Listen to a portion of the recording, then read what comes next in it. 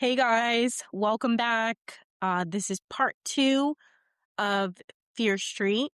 If you haven't listened to part 1 of Fear Street, please click off of this one and go right back to Fear Street part 1 and 2, and then come straight back to this one because we are doing a second episode for you guys covering part 3 of Fear Street of the 1666, and we'll touch lightly on the Prom Queen one also, which is not really one of our favorites, but I feel like we still had to somewhat include it in here for you guys.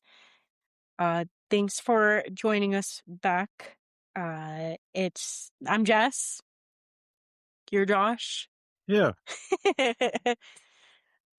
Yeah, like I said, if you haven't listened to part 1 of Fear Street, click off of this one, go listen to that one first, and then come and jump on and listen to this one right afterwards. I figured because it's my birth week, we would try a little something additional for you guys. So, Yeah. in some ways, you get a second episode out of us. Yeah. Nothing crazy, just kind of wrapping up the trilogy plus another one. Yeah, so Josh is going to kick off the part 3 of 1666, which came out July 16th, 2021.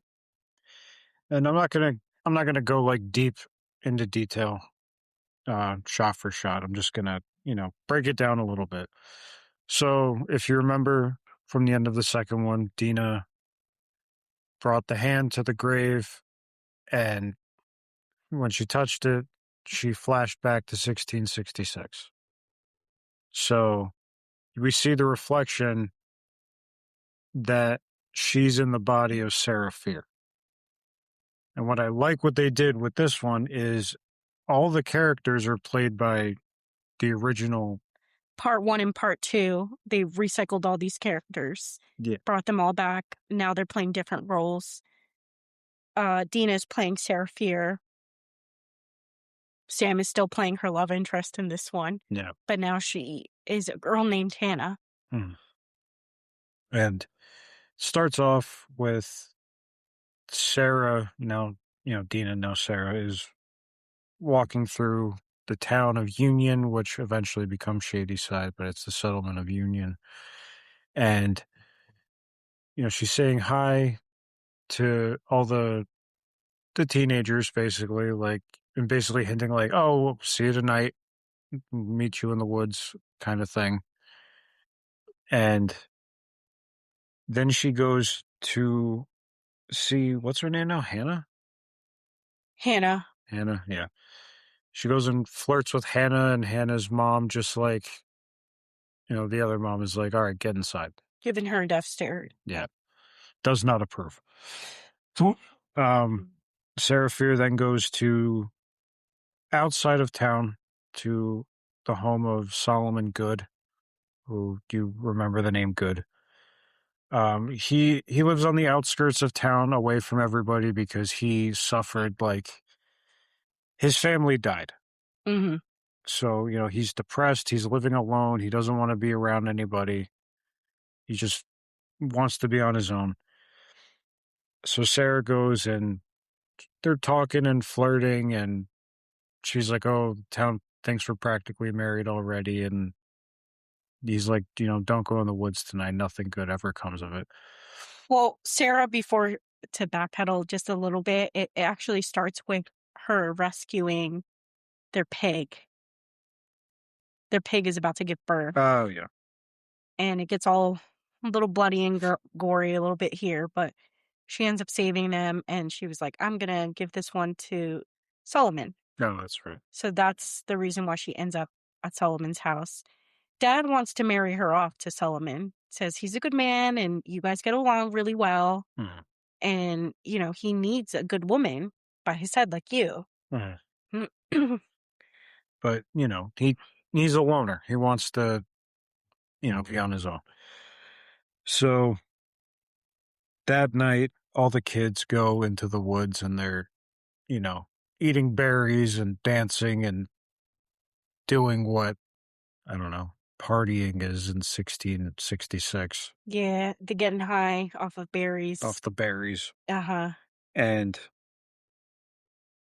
one of the boys is making a move on Hannah, and she's very much not interested. So Sarah intervenes and, pushes him off, and then they take off into the woods together. And they're seen kissing by another boy from the town. Mhm. So keep that in mind. And they're also seen by someone else, like, one of them is like, "I think we're being seen Yeah, by by someone." one of the other townspeople. And the next day, coincidentally, is when things start to go wrong in town. Um, Food from the harvest is like rotten. The water is messed up. Like things are going very bad. Animals behave strangely. The pastor starts to act like unhinged.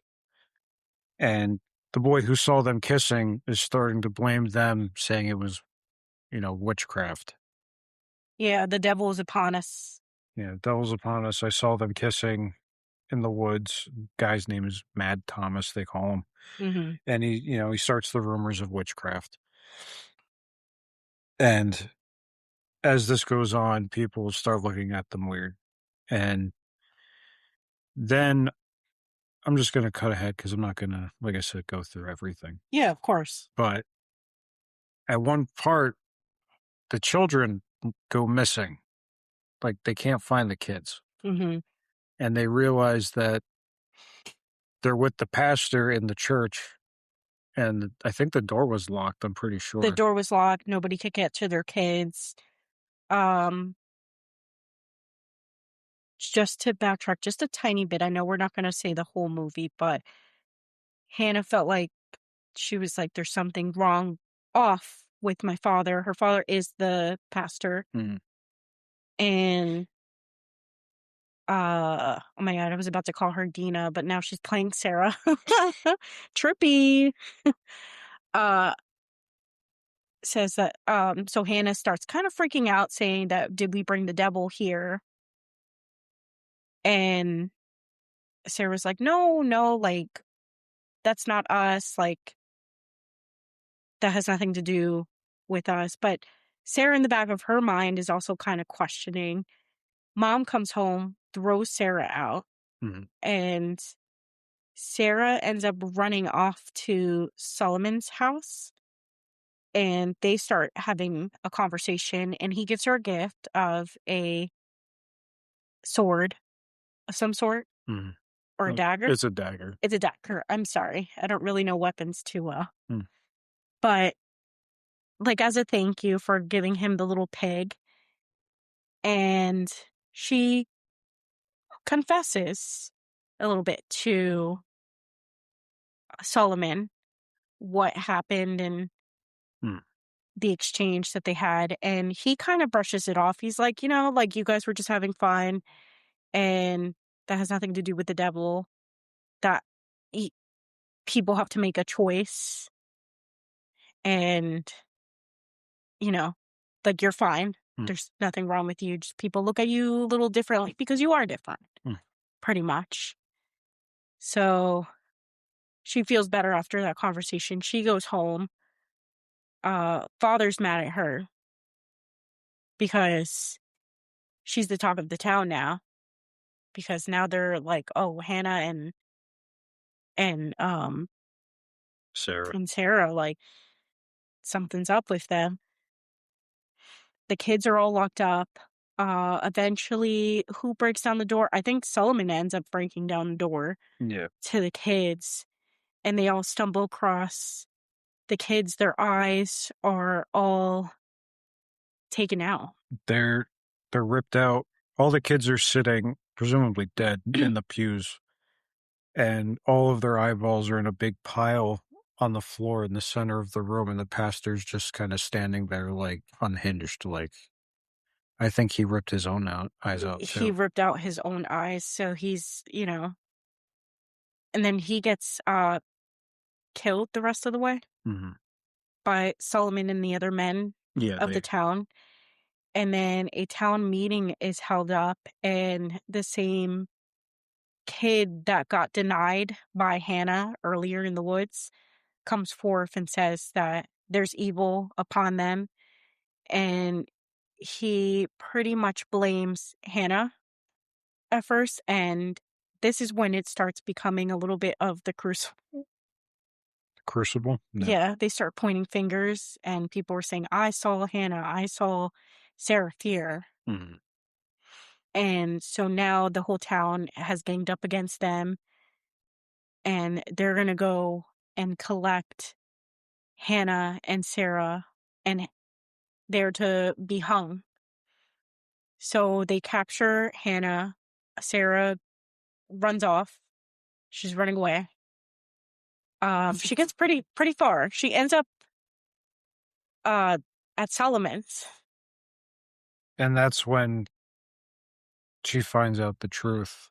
Yeah, so he's offering her marriage at first and saying, you're different, like, we can be better Mhm. together. And she's like, you gotta help me, you gotta hide me, because the townspeople are going house to house looking for Sarah Mm. because she is to be hung. Um, she gets away. She starts hiding in Solomon's place, and then she stumbles across the Devil's Book and realizes that Solomon was the one who brought the devil to town. Yeah, so this is where we learn the truth of the whole curse. Yes. And Solomon, basically seeking power and prosperity, makes a deal with the devil. He sacrifices the local widow, who's also kind of a witch, and Hmm. that's where he gets the book from. And basically, the deal is he sacrifices people every couple of centuries to the devil, and in return, his family, his bloodline will continue to prosper, and basically shady side is going to be, where the people are getting killed and sacrificed, essentially. Yes. So originally he offers for her to marry him, and they could be great together and stuff, but obviously she turns it down, and she's freaking out. Uh she hits him, gets away from him, and she's like running through these tunnels. And at this point, if you have watched part 1 and 2, well, 2, Hmm.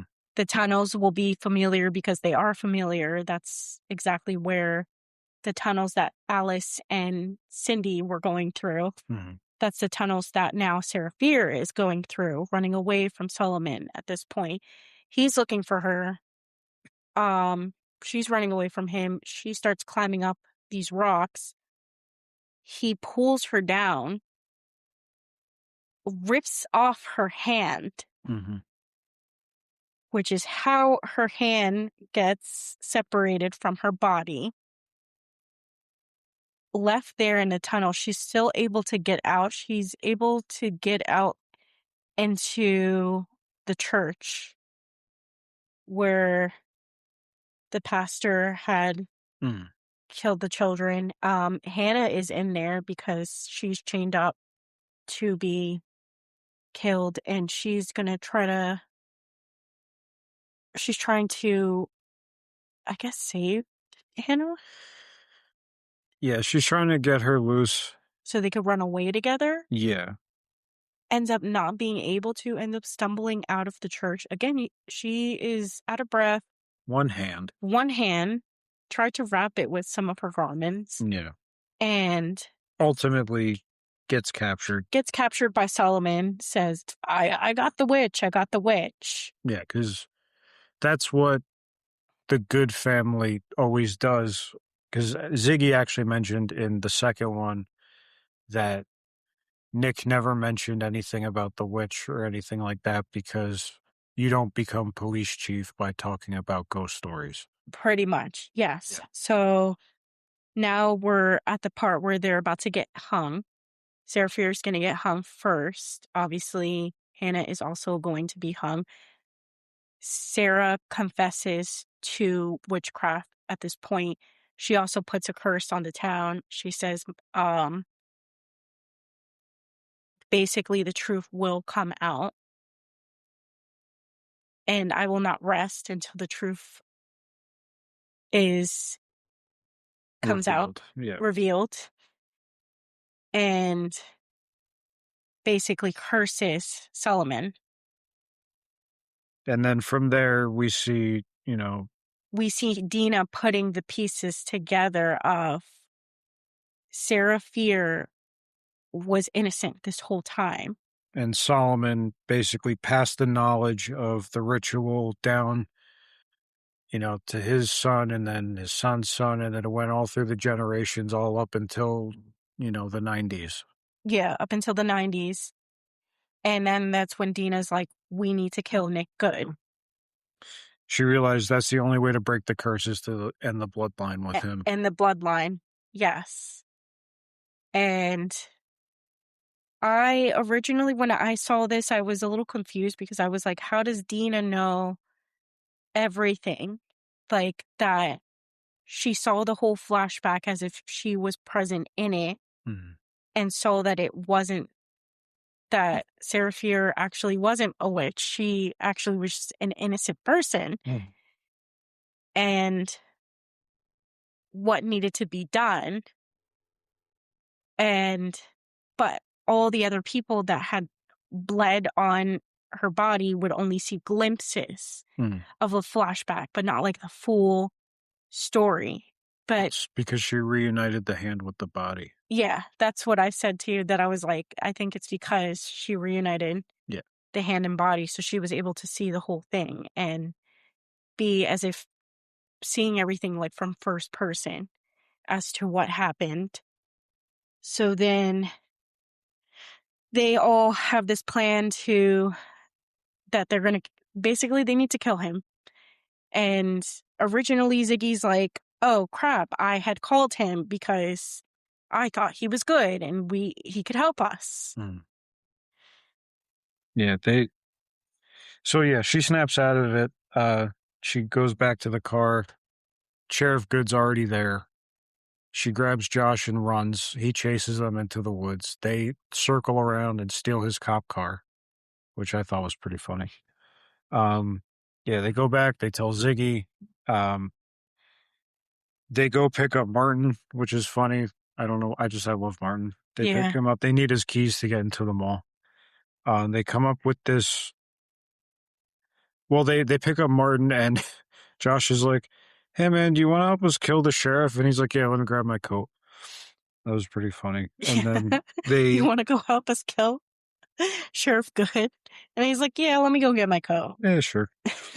So they go to the mall to set a trap.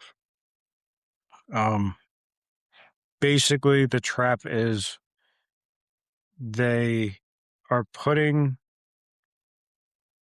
blood in like super soakers.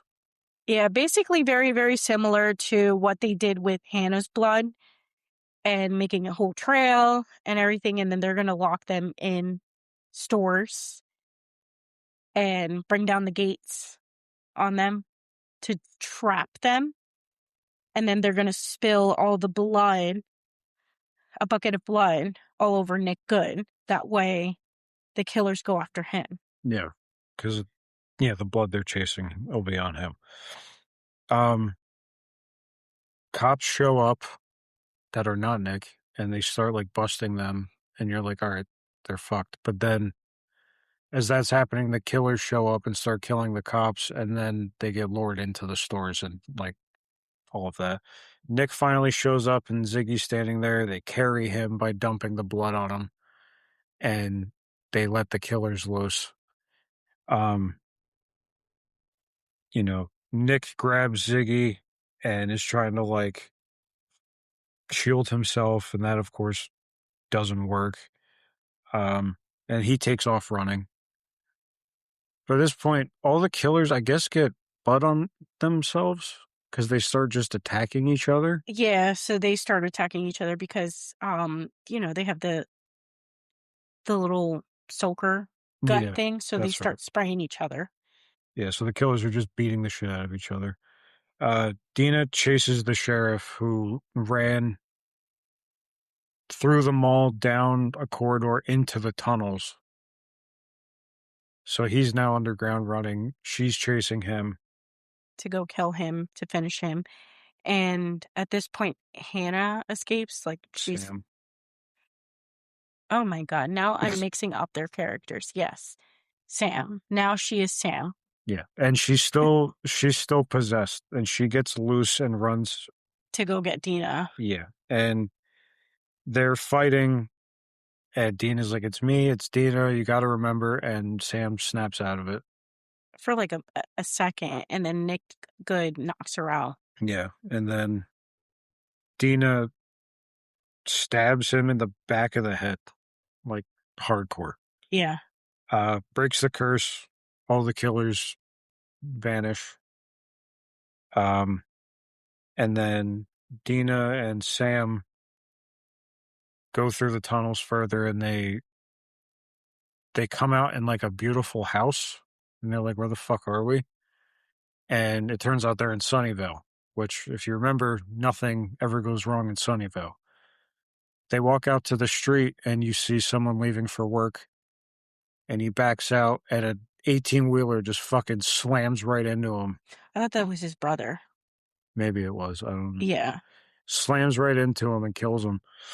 So basically showing that the curse is now broken and Sunnyvale isn't this perfect place anymore. Like anything can happen now. Yeah.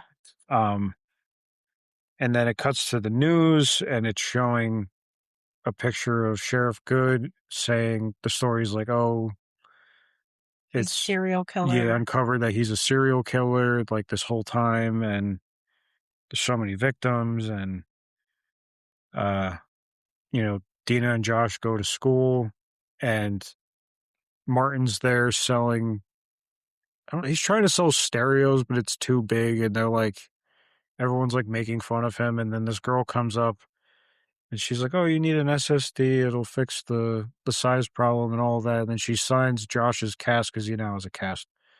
And the screen name she writes is the girl that he's been talking to online this whole time. Mm-hmm. So that was kind of cute.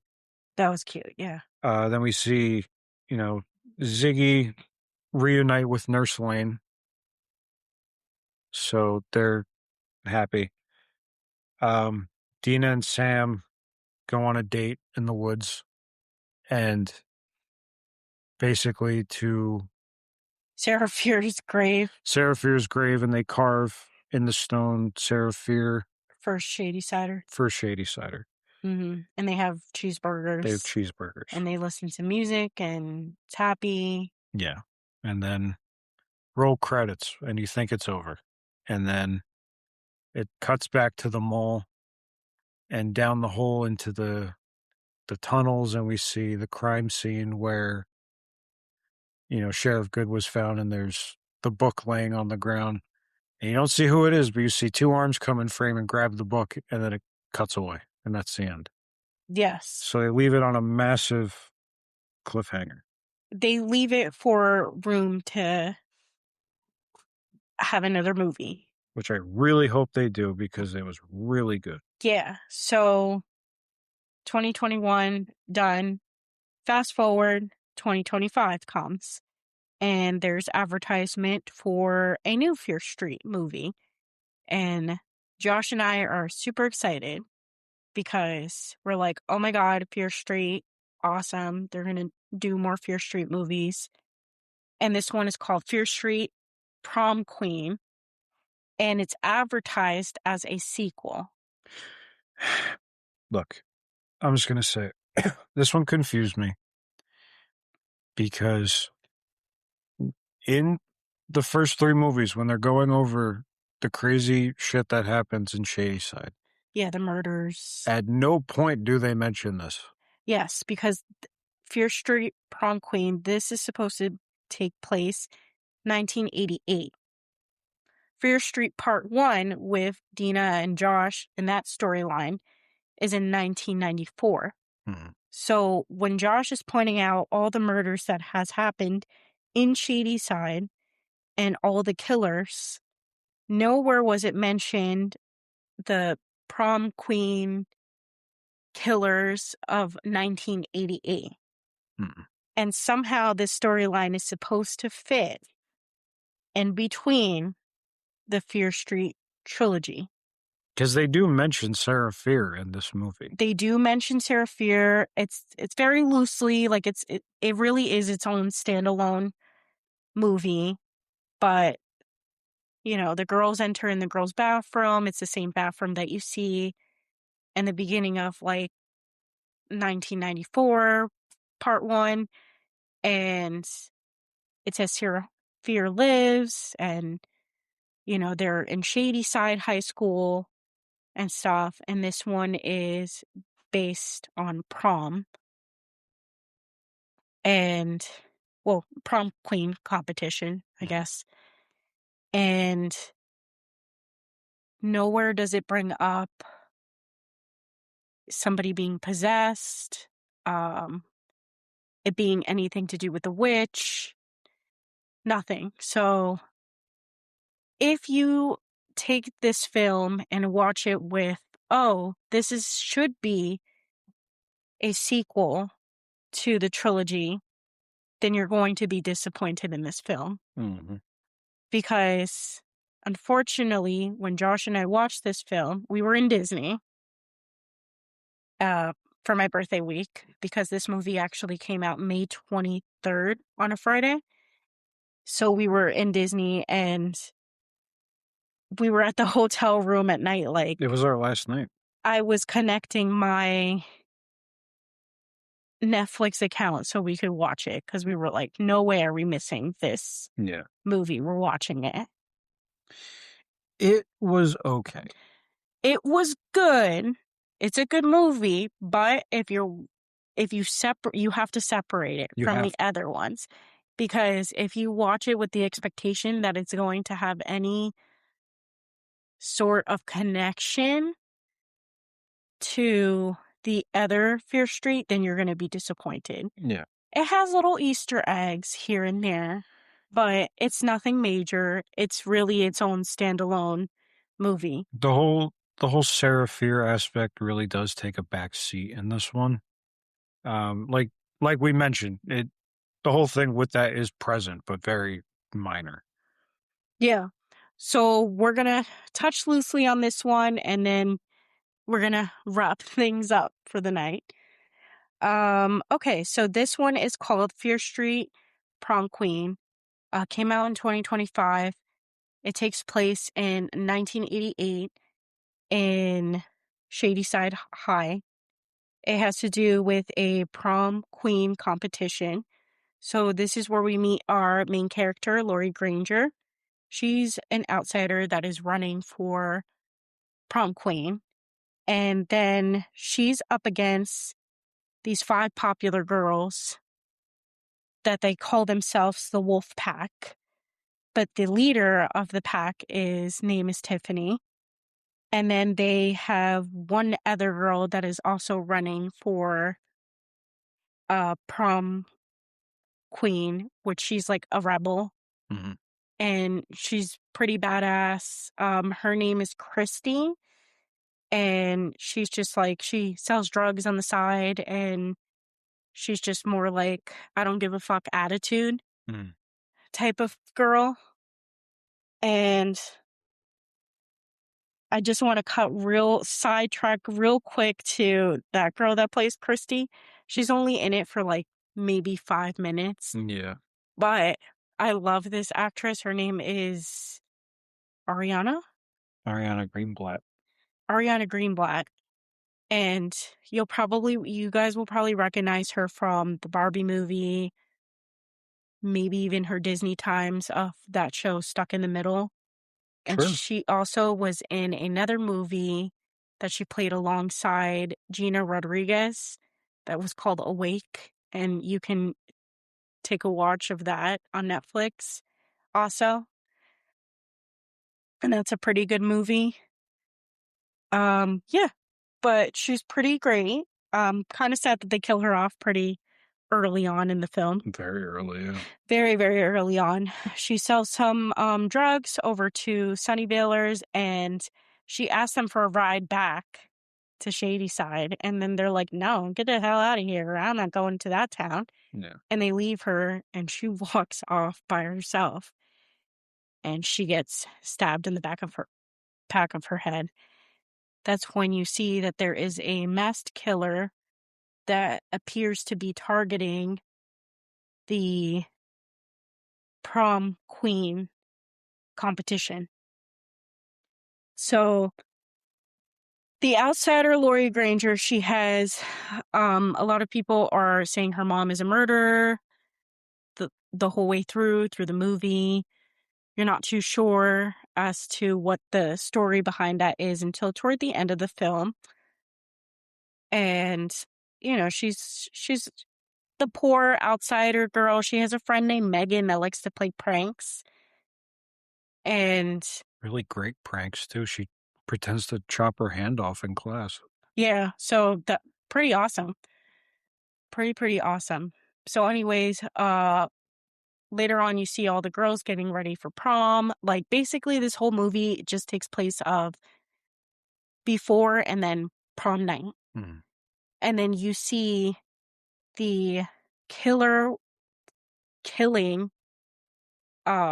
one by one, taking out each girl from the wolf pack. And then you see Lori and Tiffany kind of go up against each other. They have like a dance off, pretty cool dance off and stuff.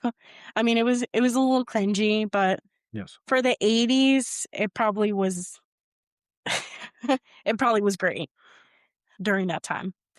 Lori ends up stealing Tiffany's date, which kind of was Yeah. shitty, but it is what it is. That's pretty funny though. It was pretty funny because she was being a piece of shit. Um, even though, nah, the girls all one by one get killed. At the end of the film, uh, Lori wins prom queen. She's about to get killed by the killer, and basically Megan and her kind of save each other and escape. Mm.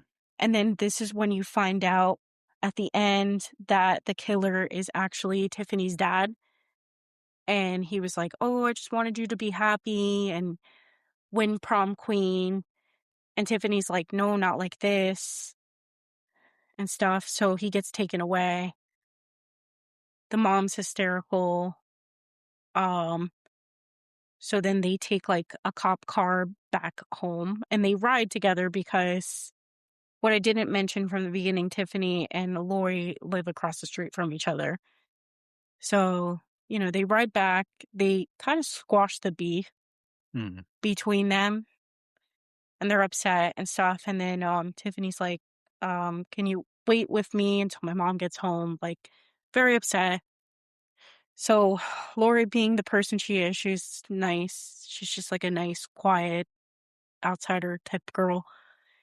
They end up hanging out with each other, chit-chatting, everything. Mom comes home, and mom actually goes to kill Lori. Mm.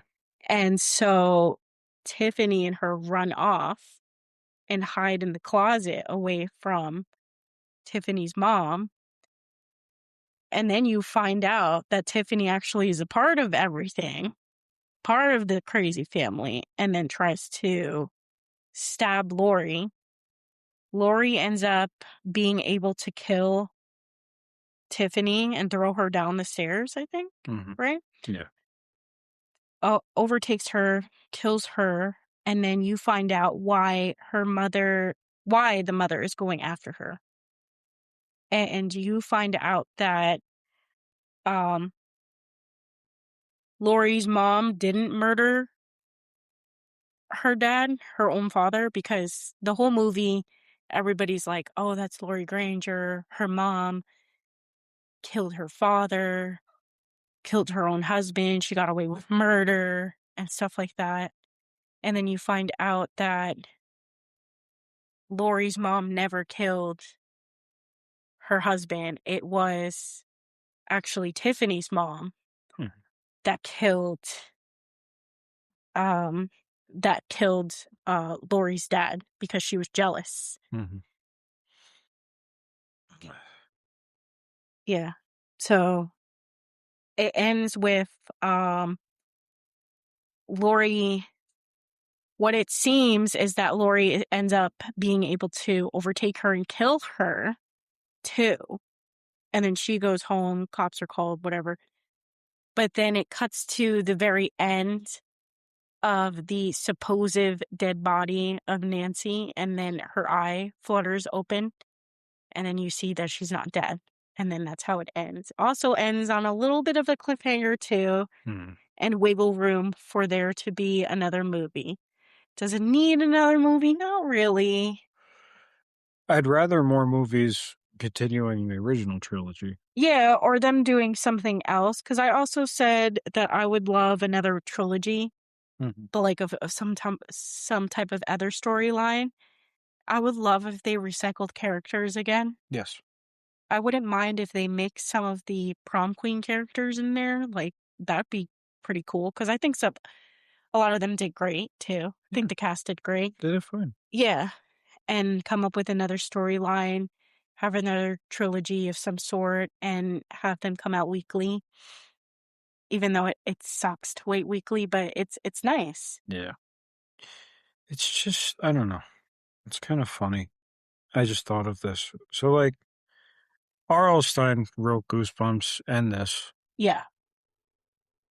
This came out before the Goosebumps remake series came out. Hmm. And this is like 10 million times better than the Goosebumps remake. I don't know why it got worse and not better. Yeah. It's very weird because we watched not the second season, but the first season of Goosebumps, and it We was started the second I season. finished it. It was okay. It it wasn't great, but it was like watchable. Yeah, the first season though, like it started off good, Hmm. and then you saw Slappy was going to come into the next episode, but you had to wait an X amount of time before those episodes really were released. Yeah, And then it just went downhill because you were like, oh, Slappy's coming out, it's gonna get good. And it just went downhill and it just kept going down and down and down. didn't make sense because Slappy is one of my favorite characters of all time, and in the original book and series, like he can move on his own and like do things on his own. But in the new series, he doesn't. He could talk, but that's about it. Like he can't move on his own. I don't know. It was weird. They kind of did him dirty. But I don't know. These movies were so much better. They just These movies were so much better. I do, however, like the first Goosebumps movie that they came out with. yes That one was really good. The second one, was it was subpar. It was okay. It was watchable. yeah. But the first one that they came out with it was so nice. Jack Black was Jack in Black it. was great. He did great. He played R.L. Stein, and he did a great job. R.L. Stein was in the movie also for like 2 seconds. Yeah, he tends to put himself in there. He did in the original series too. He would intro each episode. It was fun. But I've always loved his writing style, and people have asked him like, why don't you write more books for adults? He's like, where's the fun in that? Like after a certain age, you lose all your sense of wonder and you become cynical and things don't scare you like monsters and things under your bed. That's true. And he's like, that's why I write for kids because that's where the magic is. Yeah. Even though Fear Street was supposed to be for like teens. Right. Yeah. I'm talking Goosebumps, but yeah, then he did do a couple things for teens, but he did a lot more for, young kids. Yeah. But yeah, I mean, I like the series. I love the series of these movies. The first three I'd give probably like a 9 out of 10 personally. Prom Queen, I would not, but I think I'm gonna give this a 10. you're gonna give 10 it a out of 10. 10. Okay. I think this will be my 10 All right. because I'm like, it was just so well done. The trilogy, Prom Queen, not so much. That's Prom Queen, if you're putting it as a sequel, how it was advertised, 5 out of 10. As a standalone, maybe like a 6.5 or a 7 out of 10 because it's watchable. It's still good. it's fine. But again, as a standalone, separate from the other Fear Street. Yeah. They just marketed it a little bit incorrectly, in my opinion. Yeah. The original 3, I'm giving it the 9 because of the plot hole in the first one where they could have just stayed in the ambulance, but it's fine. No, yeah, but you know what? Everything I enjoyed everything. I'm gonna give it a 10. I love the music too, the Mhm. accuracy of the music. I love the actors that were in it. Anything with Sadie Sink is solid Yeah. to me. I know she's kind of newer, not newer. Mm, When this came out, she was newer. yeah, she was newer. Like, she was just starting to make the appearance of Stranger Things Yeah. and stuff. And same thing with Maya Hawke. She had just gotten like Robin. I think when we first watched the show, like she wasn't really relevant in Stranger Things just yet. Right. But then when you rewatch them, you're like, oh my God, Maya Hawke is in it. Mhm. Yeah, it's good. In getting ready for this, we watched the first 2 the other night, and then you woke up and I was watching the 3rd one in the living room. Yeah, I had watched the third one Tuesday earlier, Mm. and then I had watched 1 and 2 on my own the week before, but then obviously watched it again with you on Tuesday. Yeah. So those 2 were very fresh in my mind. The Prom Queen I was watching a little bit yesterday, but I was not gonna lie, I was watching it and then skipping a couple scenes here and there just to have it a little bit fresh in my mind. Mm. And yeah, It's just so hard because so much shit happens in these movies. Like there are times where it is all over the place. And you have to really like focus. yeah, because you also want to be ready for like these Yeah. when we record. So I was like, okay, like let me quickly see what went on, like refresh my memory Hmm. from Prom Queen. We had watched it way back when. Usually, when I rewatch these movies, I don't tend to replay Prom Queen. I probably watched it maybe one other time. I think I put it on for like my cousin and we watched it together. Yeah. And she agreed it was okay. It's fine, It's passable. but obviously Fear Street is just the trilogy is just way better. Yeah. Yeah. But highly recommend it if you have the time. Sit down, watch them all. You're not gonna regret it. We are not doing the wheel again this week. Yep, because next week will be last week of May and if you remember from our last 2 episodes, 2, 1, 2, Yeah. w- what was it? It was like I don't know. Uh, was it There's Someone in This House? No, I spun the wheel and got gore and we watched. Oh, Dead Alive. Yeah. Gotcha. Okay. See, I'm already forgetting what we recorded We for you watched a guys lot. because we've been just watching a lot and just doing these episodes for you. And we enjoy it. So we're here and we're trying to get episodes out for you guys. So hence why we did a part 2 for you guys to wrap up Fear Street Part 3 and Prom Queen for you guys. Again, if you want to go ahead and watch these films, they're all on Netflix. They're all Netflix originals.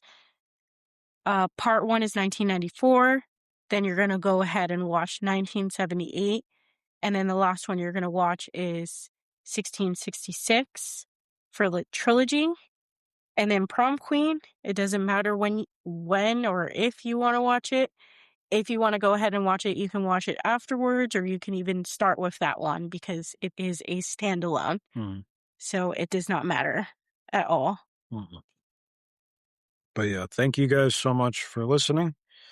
We will be back. We will be back next week because we're not spinning the wheel. We are going to do uh listeners' choice. So what we decided to do is the last week of each month, we're going to pick a listener's choice as of either their first ever horror movie that they've watched or their favorite horror movie. Mhm.